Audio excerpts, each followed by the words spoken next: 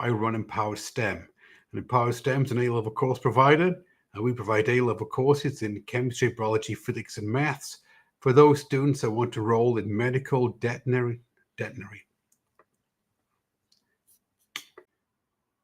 All right. Hey, everybody. My name is Graham Matthews. And as you know, I run Empowered STEM. And Empowered STEM is an A-level course provider. And we provide A-level courses in chemistry, biology, physics, and maths for those students that want to enroll in medical, dental, veterinary, financial, and engineering programs at the chosen university in the UK. So today, I wanted to come in and I wanted to talk about the transition from GCSE to A-level.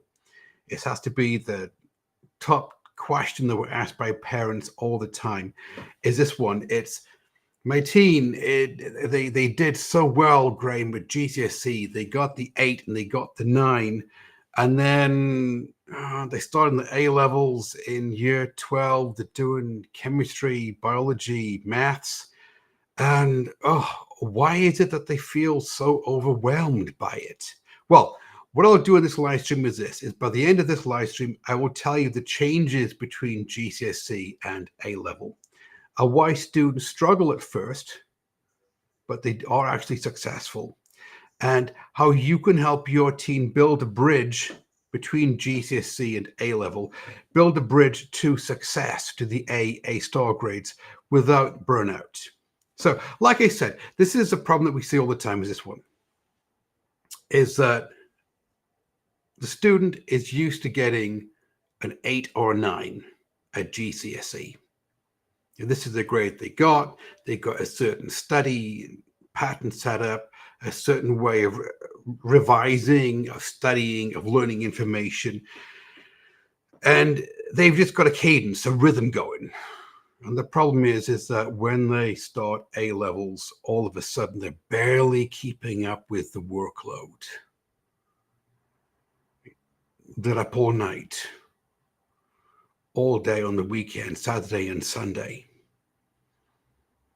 And it's a shock to the parents because the parents, the use of the teens bringing home top grades, top marks. And the issue is this one, is that although their teen is studying harder, they're putting in the time, effort, and attention.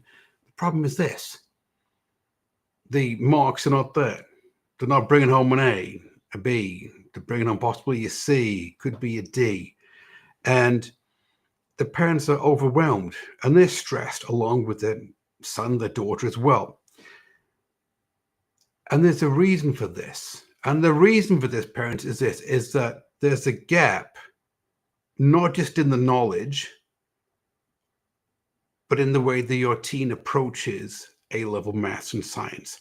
Yes, there's a huge knowledge gap between GCSE and A-level.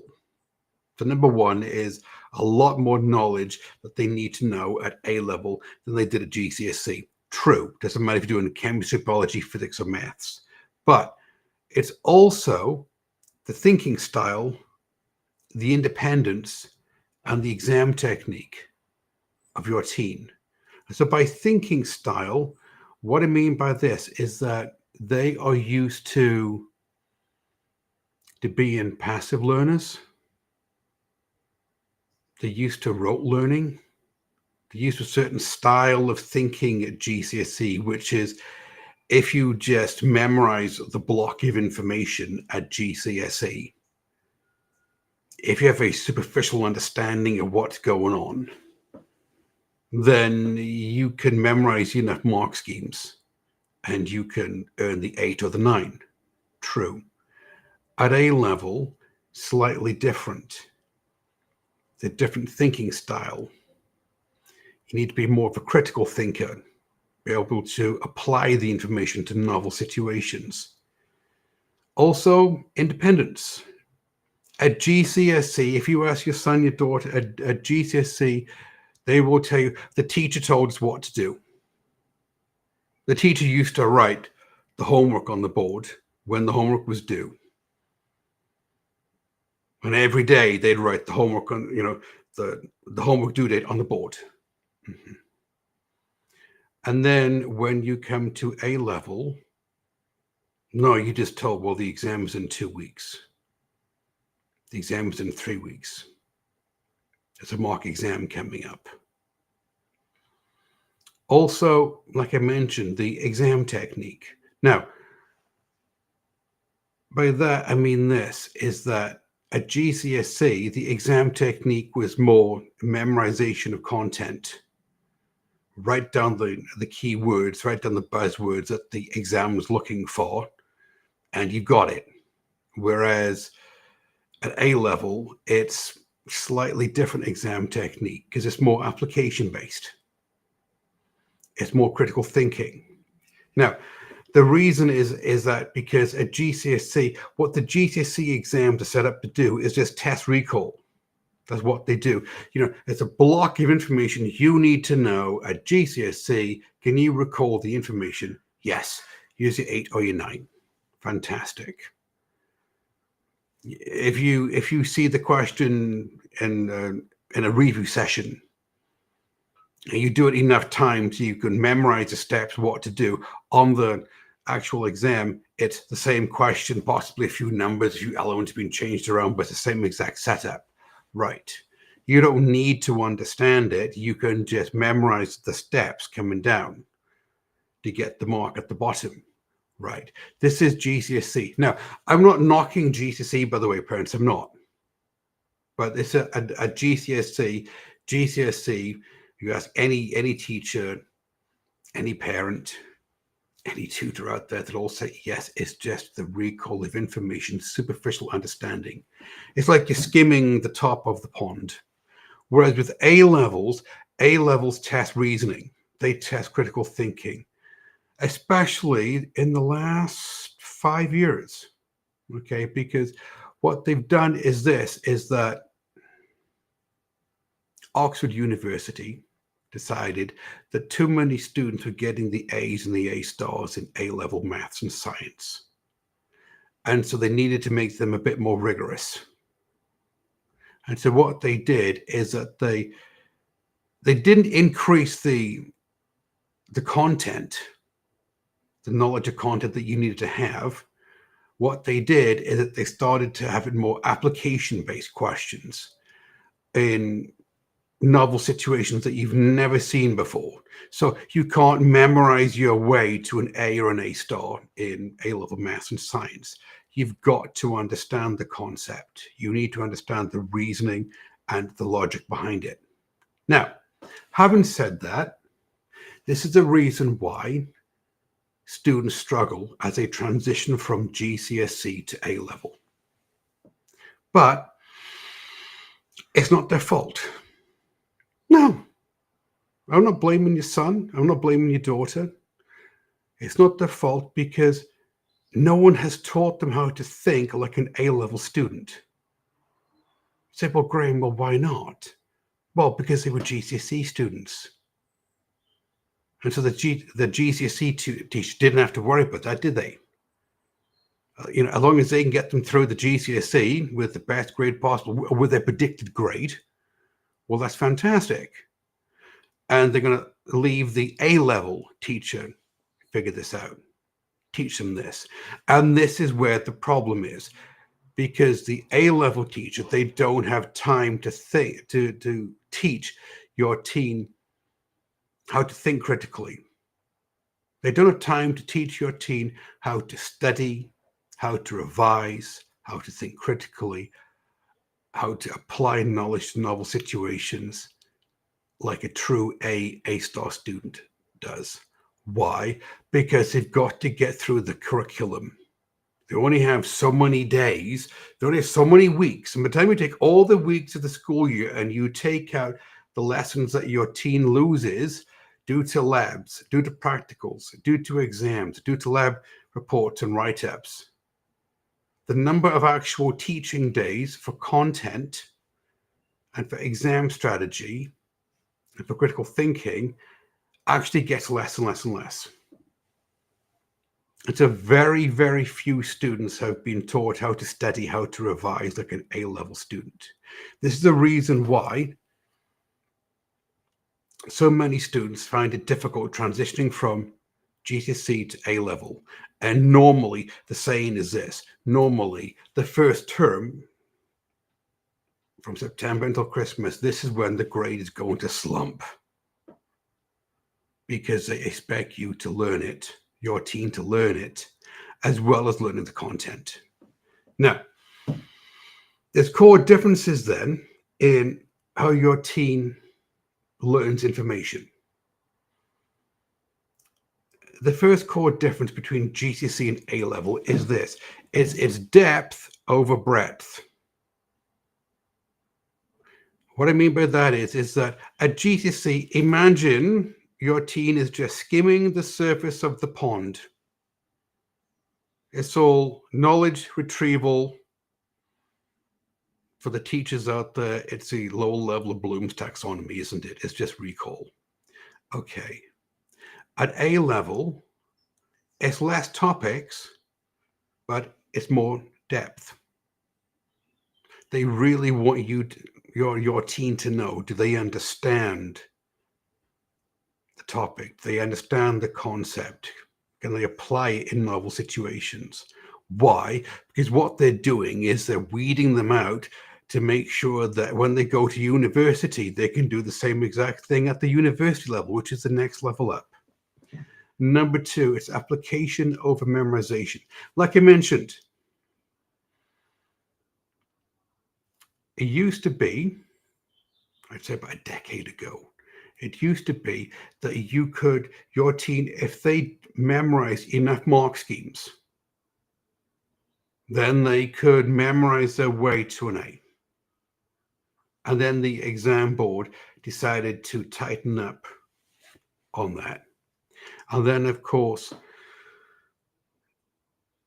there's tutors, there's group tutoring out there, there's private tutors out there. All of a sudden, too many teens were getting the A and the A star until, like I said earlier, Oxford University came along and said, no, we've got too many teens who are now getting the A and the A star. Some are memorizing their way into that top grade band, but other ones, it's just because they've been tutored. They don't really understand it. We need to make sure they can understand it, because this is the problem that they found, is that yes, they were meeting the requirements to get into university, but when they got into university, they couldn't do anything because they didn't know how to think critically. They didn't know how to apply the knowledge they're understanding. And so there was an issue with the first year of university students. So this is why they went back in and they fixed it at the A level. So this is the reason why over the last 5 years, it's now the tests have changed, the exams have changed, and now it's more application over memorization. Memorization will get your teen a C. Application will allow them to move up to the A star grade bracket. It's also self-management over teacher dependence. Like I said, at GCSE, your teen was told what to do. They were told, read these pages in the textbook for homework tonight, answer these questions, look at this past paper question, look at these mark schemes, do this homework set, and it's due on this day, this day, and this day. It was mapped out for them. Basically, their study plan, their revision plan was set out for them. All they had to do was just follow the breadcrumbs to an 8 or a 9. An A level, no, it's not the same as it. Your teen on the very first day of class sits there and the teacher says, right, syllabus, this is the date of your first exam. It's a month down the road. Let's begin. So there's nobody checking up on them, telling your teen, did you read these pages of the textbook? Did you do this homework set? Did you look at these questions? Did you do these past papers? Did you revise on the weekend? No, they're left to go figure it out. And the catch is that the teachers at the schools, that overworked and overwhelmed, they don't have time to teach your teen how to do it, which means that they're left on their own.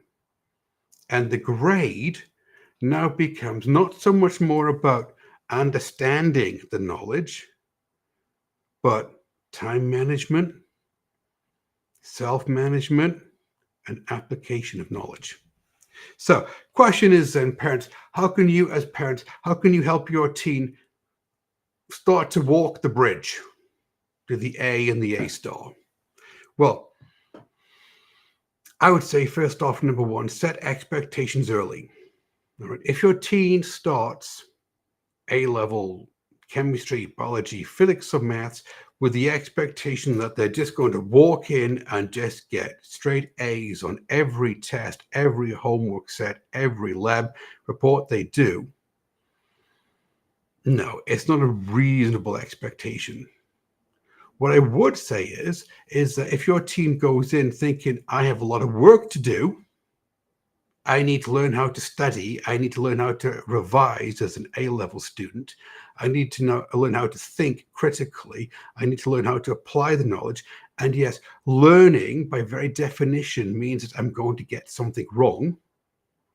That's a more reasonable explanation and expectation, right? Number two, because by the way, you can't, if you always get it right, you're never learning anything, are you? Because how can you learn something that you know? You can't. And so it's normal, parents, for students, your son, your daughter, to bring home a bad test result every once in a while, a bad lab report every once in a while, because that's where growth occurs. Number two is to encourage structure. Now, by this, I mean this. Look, your teen needs to have a study schedule. They need to have a revision plan mapped out. And this then tells them, this gives them a sense of structure. It lowers stress because they know what they're doing each day. And studies show that people that plan their next day are actually more successful. They achieve more than people that don't. Third thing is focus on progress and not panic. So, like I said, focus on the fact that your teen is attending class every day, doing the homework, going to whatever study session the school is putting on, asking questions, the revising on the weekend. They're doing their bit. They're doing what I would call the university try. Okay, this is what they need to focus on, is progress, something which is measurable, and you can help them with this. Something which is measurable. For example, did you study chemistry today? Did you do your homework? Did you read the textbook? Did you revise? Something which they can measure progress, not panic. Okay, and by that I mean this. If they bring home a bad grade,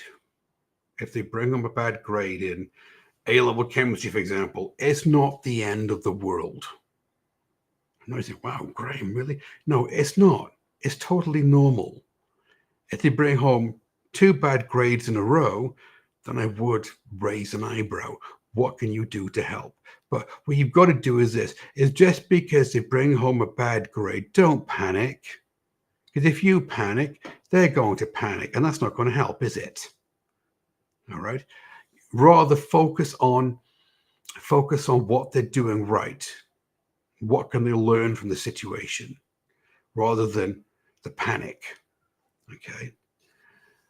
And the last thing is normalize struggle. It is normal in A-level. Look, A-levels, the 2-year courses, it is totally normal for it to be a struggle. Every day is not going to be a perfect day. There's going to be good days and there's going to be bad days. There's going to be some topics your teen finds really easy to handle, and there's going to be some topics they honestly just struggle with, and that is fine. Because this means that what they're doing is they're learning. They're becoming the type of student that's beginning to understand the concept. Okay. It makes me think of, for example, Going down the gym. I work out every day. Uh-huh. Do you think there's some days that I don't want to work out? Yeah. Are you thinking there's some days that, oh, this week I'm supposed to add on an extra half plate? That's not happening. Oh, I tried it one week, next week, oh, gotta go back down to weight. That's fine. It's struggle, it's progress, because progress is not linear. Progress is kind of zigzagged, isn't it? It's like the stock market. It goes up, it goes down, maybe sideways, and everything else. So, question is then, parents, look, what can you do? What academic strategies can you put into place that's going to ease the transition of your teen from GCSE to A level?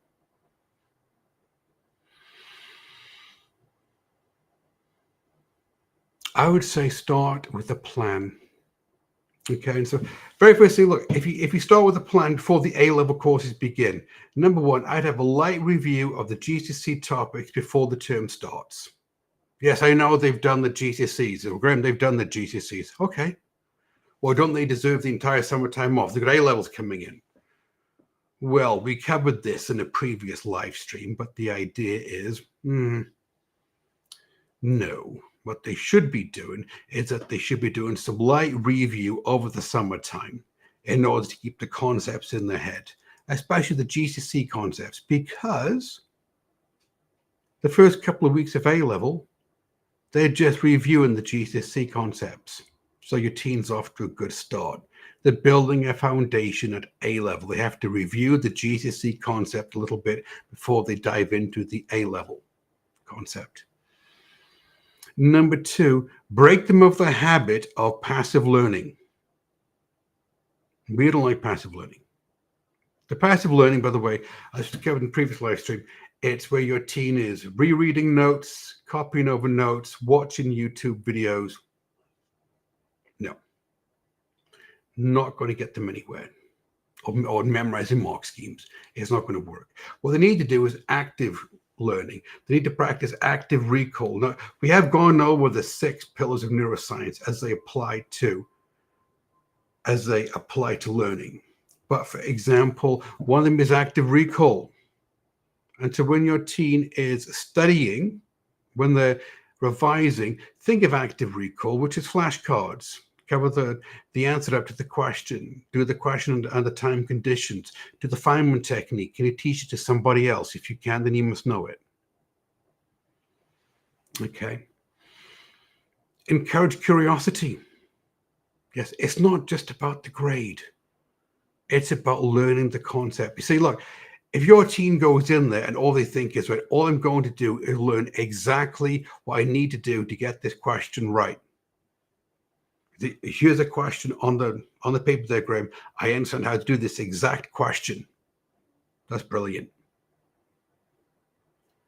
Unless the exam board on the next exam decides to reword the question, approach the question from a different angle. Oh, I see. Yes, you only learned one way of answering the question. You only understand it from one dimension. You don't understand it from all the other dimensions that the exam board can test you on about that question. Right. You'd also missing out on synoptic links. Now, we talked about synoptic links in the previous live stream, but because you only understand the question in a very 2D way, you're not going to see the link between the year 12 and the year 13. And if we're talking about bridges today, GCSE to year 12, what do you think the next bridge is? Year 12 to year 13. Okay. So I would encourage curiosity, help them understand the concept deeply and just become curious about it. So you really get a really deep understanding, like going down to the bottom of the lake, rather than a brief understanding. But also, this one is that you need to balance study with recovery. Yes, it's not healthy for your teen to always be studying. There is a school life balance that they need to have, like a mental break. So you say, well, yeah, Graham, you've been talking for a while, but you got any proof about this? I mean, does it actually work, all this stuff you've been talking about? Well, yes, it does. All right. Because this, what I've been talking about today, the pillars of neuroscience, the bridge between GCSE and A level, how parents can help their teens be successful, is what we teach at Empowered STEM as part of our courses. Okay. It's what we talk to parents about. And it's this one. What we find is this, is that when the students come in to our year 12 course, they are overwhelmed. I mean, lovely students coming in, but they got the GCSE mindset. They're just going to study a certain way. They're going to revise a certain way. They're going to memorize the mark scheme a certain way. Why? Well, because it worked at GCSE.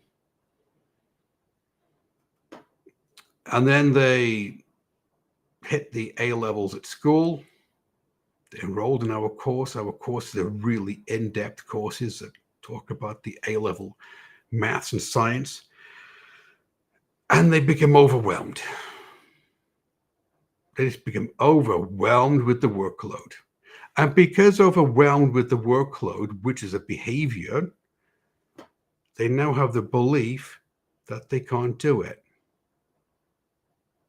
And this has to be the biggest problem that I tackle with students in the year 12 courses, is the belief that they can't do it because, well, Graham, it worked at GCSE. I applied the same techniques, and now look at it. I mean, I'm sitting at a U. I mean, is this actually possible? Year 12, how are you supposed to do this? Can I make a comeback? And so, what we teach our students is this: is that we teach them that they need to understand the concept, not just a glib, glossy understanding of it, but a really deep understanding of the concept. All right, this is our conceptual clarity. They also need to have a structure to the work that they do, to their workload. So we help them build out study plans, revision schedules. And so there's a school life balance. And we also work on the mindset. We use a lot of academic coaching. We work on the mindset to get them to understand that, to believe in themselves, that they can actually do this. And it's this trifecta, it's this triad of understanding, structure, and mindset that really helps a student start to be successful. They start to turn it around. And so by Christmas time, what we notice is this: they start with this in September. By Christmas time, they're no longer struggling. They're now starting to move up the grade ladder, and they're now starting to bring home A's on their tests. They're now starting to bring home A's on the mock exams. And of course, because the behaviors changed, the belief changed, and the result changed. Okay. So, like I said, numerous students have done this, and it's always the same thing. And what they say is this, and this one is Allison. Allison earned an A in year 13 chemistry, and she got into her first university choice to study neuroscience. Okay.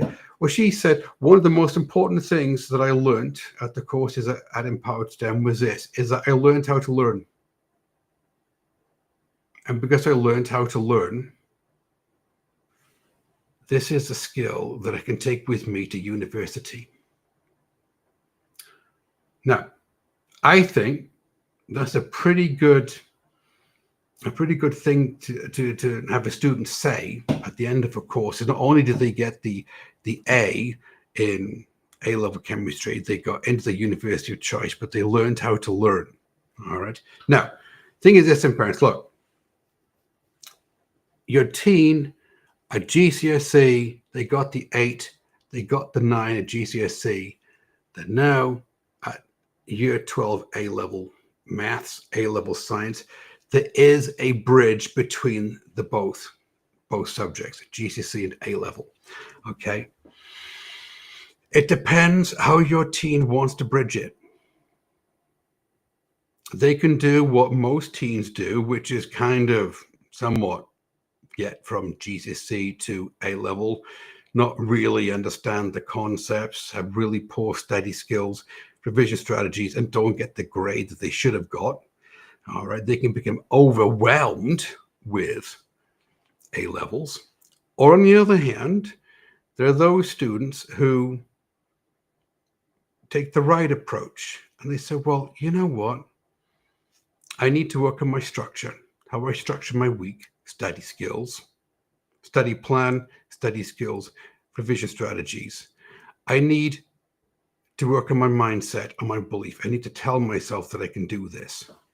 And I need support, because the other saying is that studies have shown that with the right coach, with the right support, people go further than they can if they did it by themselves. And so if your team does have the right structure, the mindset, and the support, then they can cross confidently from GCSE to A level. So even if they started their A levels in year 12, they can still fix it and get those grades to move up from the U's, the E's, and the D's all the way up to the A and the A star. Okay. And they can set themselves on a foundation. They can start walking the walk, as we call it at Empowered STEM, start walking the path to the A star success, because your teen is capable of earning an A or an A star in A level maths and A level science. Now, parents, if what I'm saying to you in these live streams, if it makes sense, if you go, Graham, actually, you know what? It does make sense. I catch you on the Facebook version. I catch you on the YouTube version. Fantastic. What you need to do is either like the page on the Facebook version, okay, or hop over to the YouTube channel and subscribe, because every week we're always putting out these live streams to help your teen and you get the A and the A star at A level maths and science. If you're the teen and we give you the tips, the strategies, and what we know works as a parent to help support your teen. Now, if you're also thinking, well, actually, Graham, you know what? I'm interested in learning about one of your courses. Well, then it's easy to do it. Look, all you're going to do is click the link in the description below on the Facebook video, or the description below the video on the YouTube channel. All right. And you can reach out to a member of my team and you can have a non-sales, non-committal conversation. It's really easy. The conversation we have with parents is this. Quite simple, is that we need to make sure that you feel supported and are well taken care of, and that our course is a good fit for you and your teen. And so when you call in, you can ask any question you want, and we'll find out where your teen is academically, where they want to be, what university they want to go to, what they want to be in the graduate university, and how we can help. And if we're a good fit, then by all means, you can invest in one of our courses. All right, everybody take care, and I'll see you.